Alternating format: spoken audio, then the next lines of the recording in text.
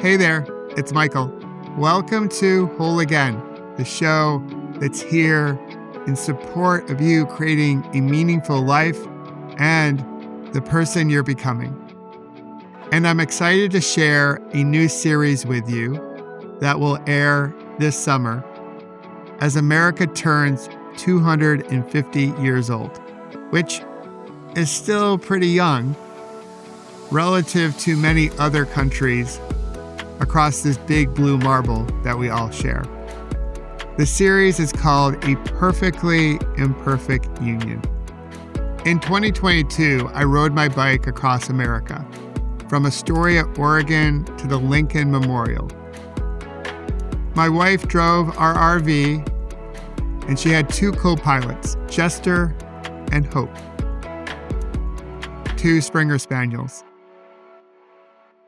And when we did it, America was coming out of the pandemic, and we were hurting from things that had happened prior to the pandemic. Of course, going through what we all went through. And at that time, and this is something I still believe today, is that we were entering an inflection point. An inflection point for us to hopefully pause, breathe, and reflect on who we wish to become as individuals, as communities, and as a country. As I pedaled across America, I wanted to share America's beauty with others, her natural beauty and the beauty of her people. And I also wanted to share where we were hurting. As America turns 250, I believe Kinstugi, which is something we use as a metaphor here at Whole Again, is a perfect metaphor for where we are as a country. There's so much beauty to celebrate, and we can also acknowledge that parts of us feel broken or are broken, but we can find a way to come back together, just like Kinstugi teaches us. And when we do, we don't try to erase or cover up where we have scars or blemishes. We highlight them in gold, and we celebrate them as symbols of our strength and resilience. Kinstugi is called the golden repair, and in essence, we can see beauty in something that's perfectly imperfect. During this series, I plan to speak to at least 2 people in each state and the District of Columbia. So 102 conversations with real folk, as I like to say. We're going to let the celebrities and the big influencers have their day somewhere else. But here, I want to reach out and talk to real people and listen to their reflections as they think about America turning 250 years old. And my hope is that you'll tune in to at least one, if not all 102. Because my theory going into this is that you'll hear different perspectives. Some may be aligned with yours. Others may not.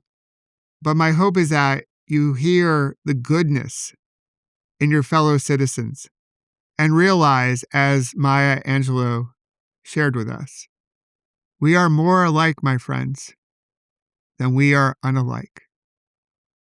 We are more alike, my friends, than we are unalike. I've had the privilege of traveling all over the world and all over this country.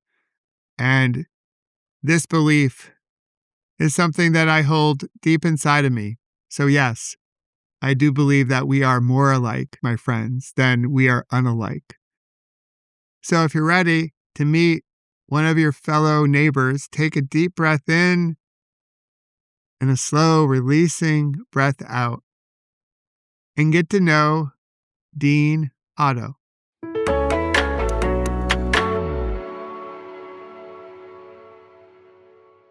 Well, hello, brother. Dean, good to see you. I'm really pumped for this conversation because we've been sort of following each other, admiring each other's story and journey and work. And now we get to connect. So thanks for coming on and doing this with me. Michael, thanks for having me. Yeah, it's great to finally meet in person, and the same. I've been admiring your work from afar for a long time. We're brothers in a lot of different ways, Yes, and absolutely. survivors. So Absolutely. yeah, it's great to be here. Thanks for thinking about me. Nah, no problem. My pleasure. So for those that don't know Dean Otto, who is Dean Otto, and who are you?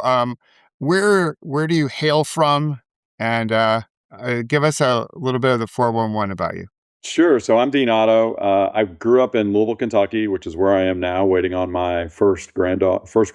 A granddaughter could come any time now. I could get a phone call. And Congratulations. I grew up here, but I've lived the last 27 years or so in Charlotte, North Carolina. Raised two children there. Loved it. I've been a software sales exec and sales leader for about the last 16 years. Been in sales for about 36 or so. And about a year ago, I left the software world to go share my story because I really just want to help people after what I've been through, both personally, as well as physically. I think there's a lot of lessons that I've learned that can help people, and that's really the focus of what I like to do. I like to help people, and I love to speak, and so I'm a keynote speaker, and I share my story and a story of belief. And some lessons that I learned about conditioning that I learned in my sobriety journey about 17 years ago. So yeah, that's who I am, and I've got a lovely wife I've been married to for almost 30 for 2 years, I guess, 33 years now, and better be quiet. She might hear me. So, but that's me. I'm a fun-loving guy, huge Kentucky basketball fan, so it's been a little sad Oh, around here okay. the last couple of years. So, but Yeah, I'm yeah, sorry for your heartbreak over I the know, last man. It's couple been pretty seasons. rough. It's Pretty been rough. And I had to laugh as you were saying that number of years you've been married. I was at an event yesterday, and as I did my intro, I was like, "Yeah, I've been married 30." And I was like, "Is it two or three yet?" So it's yeah, we're going on 32 Congrats. next month. Yeah, and so hopefully we'll finish this interview before the baby comes. So That would be good. Yeah, we should that probably will be focus our on big something good. test. Yeah, Big be good. test. So Might have to go mobile. Kentucky, North Carolina. So I think the North Carolina motto is to be, not to be seen, which is about authenticity. And then Kentucky has a good one. I think it's united we stand, divided we fall. So some Good ones. really good state mottos. I love a good state motto. So Americans don't travel all that much. So if someone hasn't been to the lovely state of North Carolina or Right. Kentucky, Right. what's something good about those states? What's something special about those states Oh that my people gosh. might not know about? Well, North Carolina is topographically it's amazing. So you can go from the highest peak, which is Mount Mitchell, and that's close to 7,000 feet above sea level. And you can go all the way down to the beach, and we've got beautiful beaches. We've got beautiful mountains. Unfortunately, they took a pretty big hit from the hurricane, but they're getting that all cleaned up slowly but surely. And the thing I love about Charlotte, the city that I live in, is it's a city of there's a lot of people. In fact, most everybody that's there is from somewhere else. So Ah, cool. there's this idea of all these transient folks, and then there's this the southern charm of Charlotte has been preserved, and the hospitality has been preserved, and it's a very out people are just very open and welcoming. And I came to Charlotte with two friends, and they were friends that I met at Kentucky. And I've been there for a long time. I've got way more friends than I can count, and it's been a wonderful community for my kids to grow up in. The education system's been really good, and yeah, just really friendly, great weather. It's a wonderful place. Kentucky, we're here like 2 weeks before Derby. The big Thunder over the Ohio celebration is tonight, just not very far from here, a couple miles down the road, and known for horse racing, known for whiskey, known for tobacco, but again, also a very friendly place. Got a lot of great food and a bunch of wonderful people. So yeah, the people part to me is always the real, the binder. because we're all human beings trying to get through this thing together, and Yeah. we can't do it without each other. And not traveling, that's an interesting fact. I didn't realize that, but through my travels and the different places I've lived, it's just given me so much joy, and I've learned so many things from the different people from around the different places. So, yeah, that's a little bit about where I'm from. I love that, Dean. Yeah, we're all trying to do this adulting thing, this human thing. So Right. we can disagree on which state has the best barbecue, Kentucky versus North Carolina, but we can still sit at the same picnic table. We can, but if you want to have the best barbecue you've ever had, you need to come to my house. Like, Okay, all right. I'm Okay. not even, All right. it's next time you're down, let me know at least 24 hours ahead of time, Yeah, because yes, that's yeah. about how long We it gotta takes. have time to like, yeah, make it It happen. takes So a good time to make good wine. It takes a lot of time to make good barbecue. yeah, So, yeah, absolutely. So I'll take you up on that invite. Thank you, sir. you got it. So if you're around the picnic table with your friends, family members, past colleagues, current neighbors, and they asked you, "What does America mean to you, Dean?" How do you respond to that? Well, there's two important things about America that I would highlight. The number one thing is freedom. We have the freedom to do what we want for the most part, to celebrate religiously the things that we want to celebrate. We have the right to vote. The freedoms that we have and the liberties that we have that our forefathers died for. We need to remember that, and remember that people died for this, guys. I mean, you go to other places that are pretty pretty whacked out right now, and they don't have that. They shoot people for speaking their mind, and so the ability to do that's very important. And then opportunity. I mean, you can really be anybody you want here if you're willing to put in the effort, and you're willing to work really, really hard and stay focused, and do the right thing and help other people. And like, I can't imagine another place in the world where you have those two things: the freedom to do what you wish, to live your life the way you want to live it, and the opportunity to make whatever you want to out of your life. Well, as you mentioned up front, we both are sort of in this growth space, helping and supporting people as they grow into who they're becoming. And so when you think about our Right? country, and we'll use America, Sure. where do you see like that any attention or two as far as where we are today and who she can become, right? Like the better version of America. Like, do you see any stress points or tension points? There's a lot of tension right now, Yeah. as you see, you turn on the news every day, and people are freaked out by AI. They're freaked out about what's going on over Yeah. in the Middle East. Mm-hmm. There's a lot of uncertainty in the financial market. So there's a lot of things going on. And when I think about, like, if I could pinpoint a couple things, like, I think the fracture that we have politically is stronger than I have ever seen. Like, when I grew up and when you grew up, we're not that too far Yep. apart in age. The two parties, they were not super far apart. Like, there were different ideas, and, that's fine. Like, we grew up, and, you know, Ronald Reagan and Jimmy Carter, and, going up through those guys, and George Bush and W and Bill Clinton, and over the years, especially, I think it's really accelerated probably over the last 15 years or so. We've just become the polarity is unbelievable, and we are so far apart. And I don't know what the answer is to that.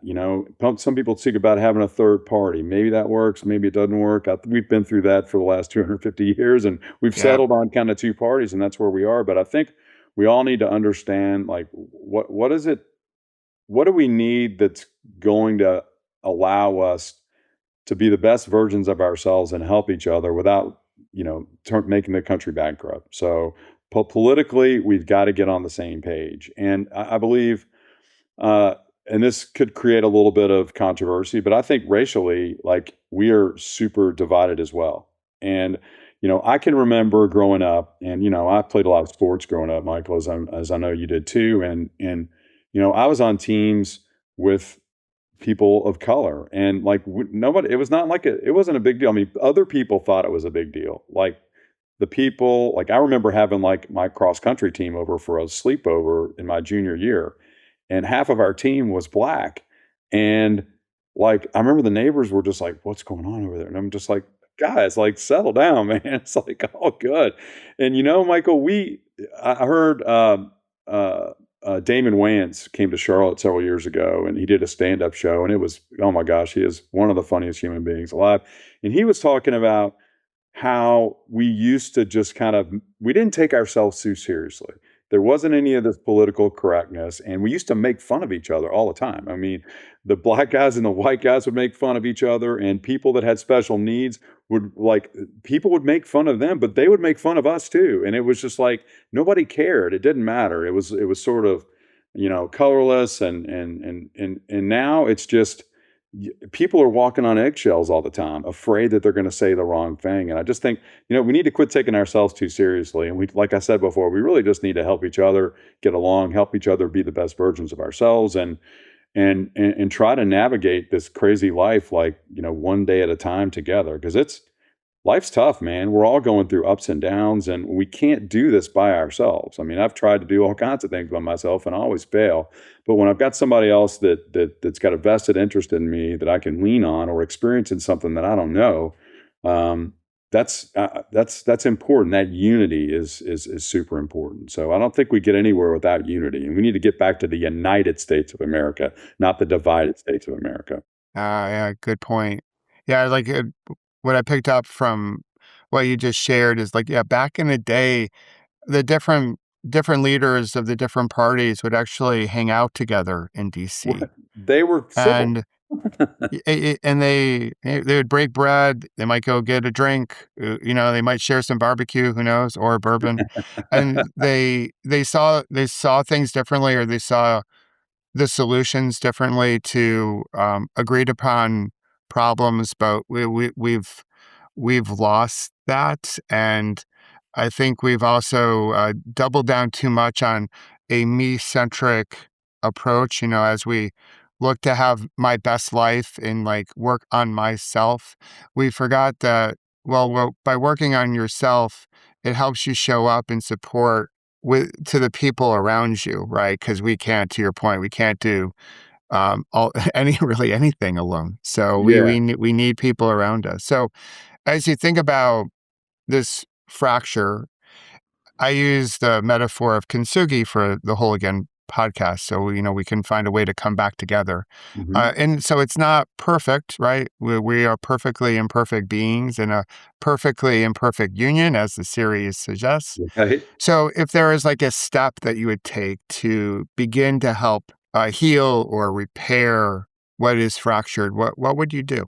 I would ask people to, first of all, like, these things have ruined our life. I mean, Yes, the smartphone. Yeah, for those that can't see. So, well, it's an iPhone, and it's the I in iPhone has made us all very selfish and self-centered, I think. I like that More, and approach. Yeah. we're more worried about that. I would just ask, the question is, what would I do to try to make people come together? I would ask people to try to understand, seek to understand other people's points of view, Mm, not just our own.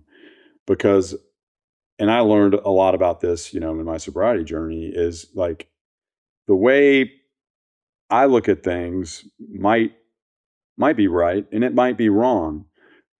But if I can consider other folks' point of view, I'm probably going to learn something that might change me or might make my point of view better. So, you know, I used to I was a very selfish person. I think, like, deep down, maybe man is sort of like that. So that's a behavior that I have to work on every day. And, one of the things that I do to work on that is I spend some time in the morning in prayer. I spend some time in the morning doing some readings, and I spend some time, some quiet time, just doing some meditation, doing some listening, and that sort of calms me, and it centers me, and it helps me pause instead of mm, react. And I think yeah. as a nation, maybe we're reacting too fast. We need to, like, settle down, take a pause, think about other people's point of view, and think before we speak. I like that. I was just at a major financial institution yesterday in New York City, a fast-paced city, and Yeah, they've brought me in over the last like 15 months to run pause, breathe, reflect sessions to love help it. them hit pause, take a few deep breaths, create that space of reflection so they can be intentional about how they're showing up for the next moment, be thoughtful, be compassionate, be focused, all the different words. So, and I do think as a nation, we could benefit from hitting pause, taking a few deep breaths before we react, we reflect, and then we can respond. So, all right. So we're at dessert time Okay. in our conversation because what's a birthday without a birthday cake? So, two-part question here, stacking a little bit. What kind of cake are you serving for America's 250th? And as we blow out the candle, what do you wish for America? So metaphorical cake or actual cake? Actual cake, like what kind of like what's your like basically what's your favorite cake? Like what are you serving? My favorite cake is a cake that my mother and my aunt made. It was a bundt cake, and they called it better than sex cake, and it was a Oh, okay. close, All right. close Well, second. that's a tough cake to like serve to a 5-year-old. Like, hey, You hey, can just Dean, call it this is chocolate better than cake. We can just and call like. it chocolate cake with coconut icing in a bundt pan, but it's Okay, all super right, moist okay, coconut chocolate. It's a German chocolate cake. yeah. No, Really, I pass really no good stuff. judgment. On the cake or the sex. So this is a family show, right? We'll All right. tone So it down, Michael. as the candles, as the candles are being blown out, what's your wish for America? Understanding. Ah, okay. I think I think we need to understand better. Yeah, I think we need to understand each other better. I think we need to understand our goals better. I think we need to understand how we treat each other better, and I think we need to understand how our neighbors and our allies feel and react to what we do, and we need to understand things from their point of view and try to work on coming together and not dividing each other more. It's not, we shouldn't be forcing things. We should be talking about things. amen. So we'll end here. This is a feature in the series. So the last person I chatted with, Megan, who is from the Wisconsin, Minnesota area, she has a question for you, and you get to ask a question of the next person I chat with. But her question was, what truly motivates you, Okay. and how has that evolved over time? What motivates me is Yeah, it's people. It's helping people, helping other people. It's not money. It's how can I be of service to humanity, basically. So I know that I'm like self-centered to the core, like most of us, and I fight that all the time. And I know that when I'm helping another human, that or animal or whatever, I'm not thinking about myself. I get out of my own head, and then when I'm finished doing that, it is the best feeling in the world. It's better than any drink or drug or anything in the world. And it really it creates a bond. And again, we're going back to this unity thing that like, wow, I've made a difference.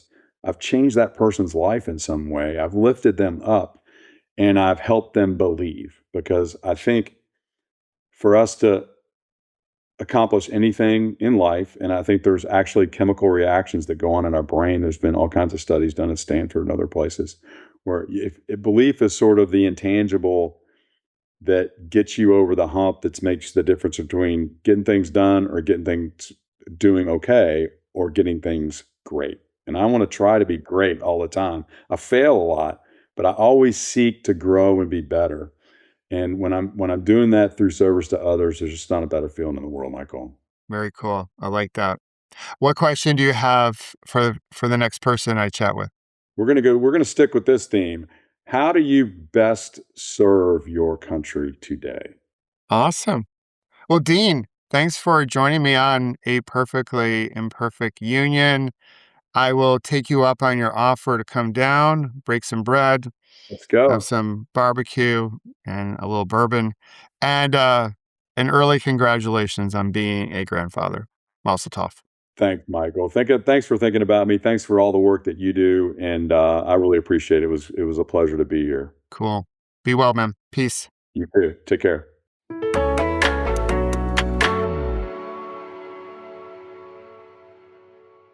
Understanding. Yep.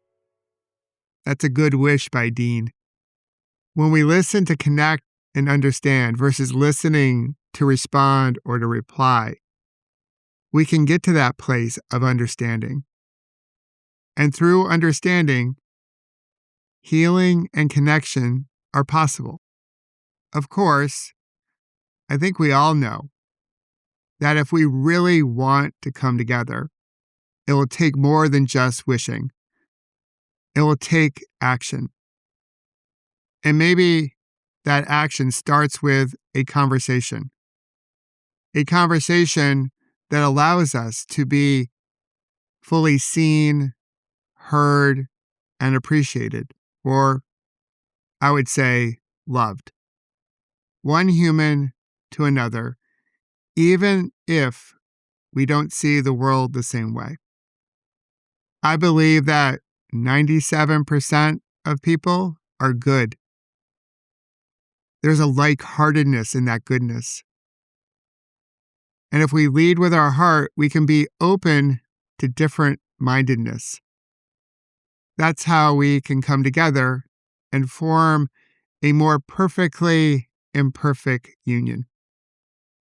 If today's conversation resonated with you, I hope you'll share it with someone you know. And if either you or someone you know would like to join me for a conversation, please reach out. And until our next episode in our Perfectly Imperfect Union series, let's remember to celebrate our scars as golden symbols of our strength and resilience. Happy birthday, America. And don't forget to have fun storming the castle.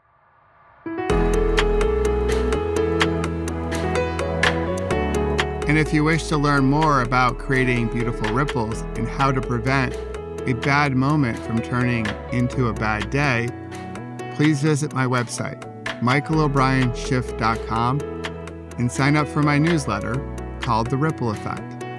And join us each Monday, Wednesday, and Friday here at Whole Again and discover how you can heal, grow, and become more resilient.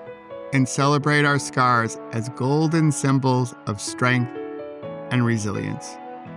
Until then, remember, you can always come back to your breath. You've got this, and we've got you.